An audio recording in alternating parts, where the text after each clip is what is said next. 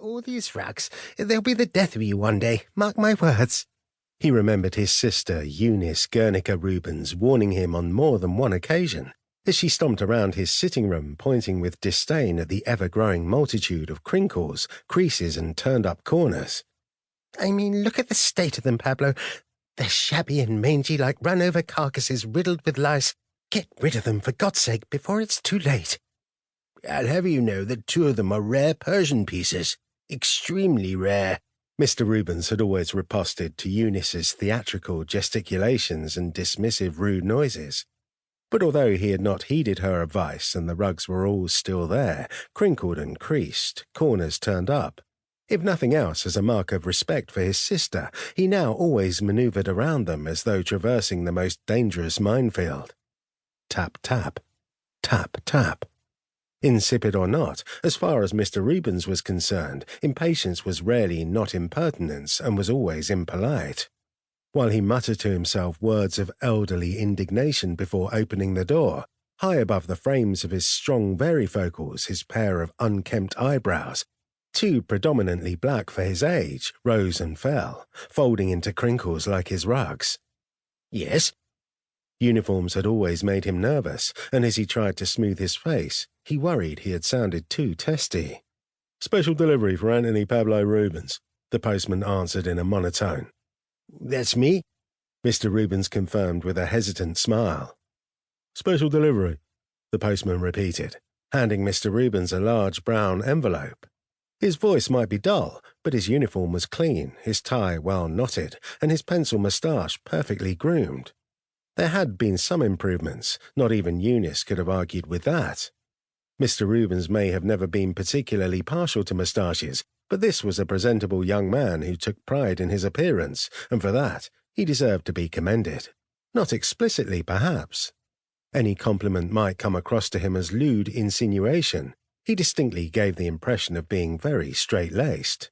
No doubt drummed into him at school as part of the more general indoctrination at the heart of the modern curriculum. It was apparently a quality demanded of all public servants. Mr. Rubens found it too militaristic. He couldn't help hoping that when he was off duty, the postman was more natural and able to relax and have fun, as all young people should. But in the world of New Britain in 2030, sadly, the reality was likely to be different. "Poor kid," thought Mr. Rubens.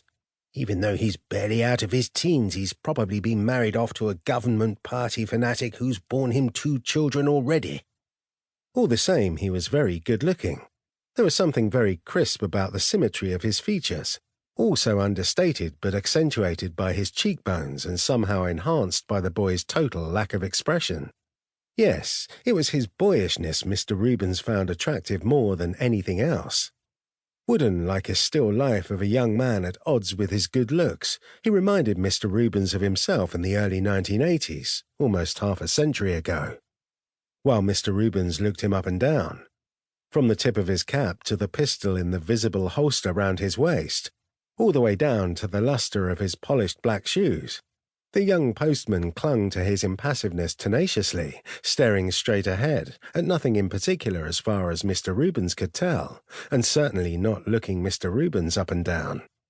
Tall and trim, no heavier now than he had been in his 30s, and still able to maintain an erect, upright posture in spite of his age, Mr. Rubens towered over the postman by several inches, the young man's indifference barely grazing his shoulder as it flitted into several directions at once, magnified by Mr. Rubens' varifocals. Bowing his head just a trifle to the right, Mr. Rubens cleared his throat before pointing with a finger at the prominent sign that invited every caller to "please ring the bell." It annoyed him that since he had put the sign up, and his own sister had wired practically every room in the house with a separate buzzer, no one rang the bell any more. The postman looked vaguely at the sign before turning back to face Mr. Rubens' varifocals with a squint. "He's got 2 rolling eyes and doesn't seem able to focus," thought Mr. Rubens, now regretting he had made such an issue of the sign for the bell. But the postman seemed unfazed. Handing Mr. Rubens a clipboard and pen, and this time a little bit louder, supposing perhaps that Mr. Rubens was deaf, he continued to look hither and thither as he spoke once again in a grueling monotone.